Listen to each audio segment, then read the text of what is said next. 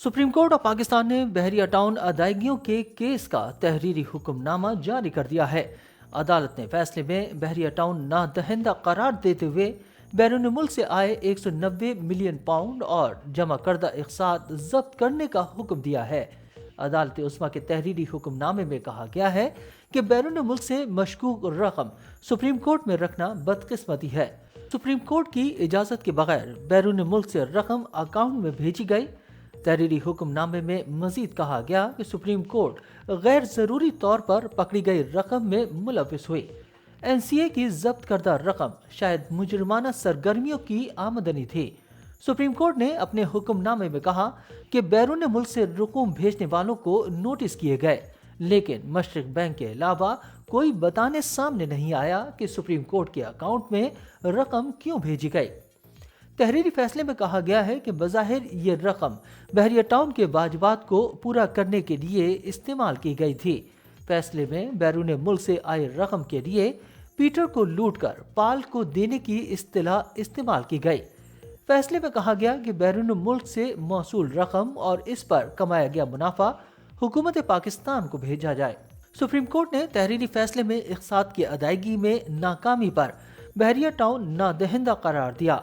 हुक्मनामे में कहा गया है कि बहरिया टाउन को दोबारा अदायगियां करना पड़ेंगी, क्योंकि सुप्रीम कोर्ट ने करार दिया है कि हाउसिंग प्रोजेक्ट 16,896 एकड़ जमीन की खरीदारी के लिए अदा की जाने वाली किस्तों का नादहिंदा है।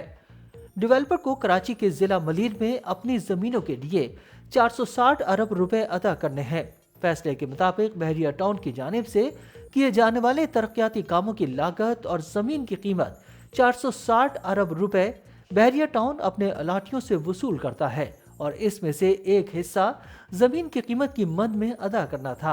तहरीरी फैसले में कहा गया कि रजामंदी के हुक्म में यह भी कहा गया था कि रजामंदी के हुक्म की शिक सी के मुताबिक मुसलसल 2 अक़साद या मुकम्मल तौर पर 3 किस्तों के अदम अदायगियों की सूरत में बहरिया टाउन डिफॉल्ट बनेगा, जिसके नतीजे में बाकी तमाम रकम वाजिबुल अदा और काबिल अदायगी होगी।